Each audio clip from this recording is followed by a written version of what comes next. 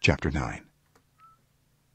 Now when all the kings west of the Jordan heard about these things, the kings in the hill country, in the western foothills, and along the entire coast of the Mediterranean Sea as far as Lebanon, the kings of the Hittites, Amorites, Canaanites, Perizzites, Hivites, and Jebusites, they came together to wage war against Joshua and Israel.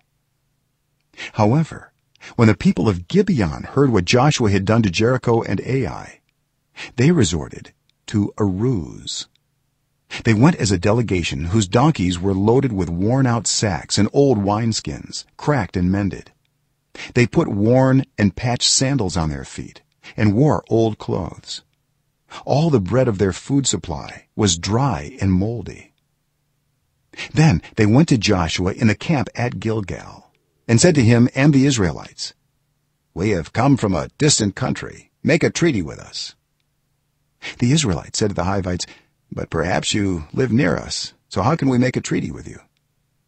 "We are your servants," they said to Joshua. But Joshua asked, "Who are you, and where do you come from?"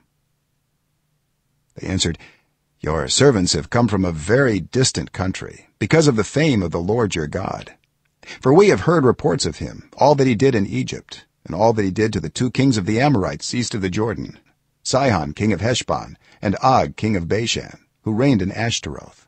And our elders and all those living in our country said to us, 'Take provisions for your journey, go and meet them, and say to them, we are your servants. Make a treaty with us. This bread of ours was warm when we packed it at home on the day we left to come to you. But now see how dry and moldy it is. And these wineskins that we filled were new, but see how cracked they are. And our clothes and sandals are worn out by the very long journey.'" The Israelites sampled their provisions, but did not inquire of the Lord. Then Joshua made a treaty of peace with them to let them live, and the leaders of the assembly ratified it by oath. 3 days after they made the treaty with the Gibeonites, the Israelites heard that they were neighbors living near them. So the Israelites set out, and on the 3rd day came to their cities, Gibeon, Kephirah, Beeroth, and Kiriath-jearim.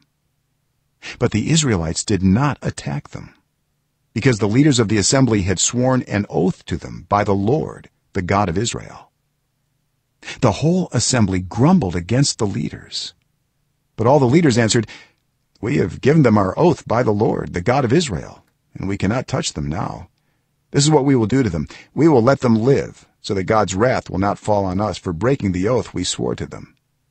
They continued, "Let them live, but let them be woodcutters and water carriers in the service of the whole assembly." So the leaders' promise to them was kept. Then Joshua summoned the Gibeonites and said, "Why did you deceive us by saying we live a long way from you, while actually you live near us? You are now under a curse. You will never be released from service as woodcutters and water carriers for the house of my God." They answered Joshua, "Your servants were clearly told how the Lord your God had commanded his servant Moses to give you the whole land and to wipe out all its inhabitants from before you.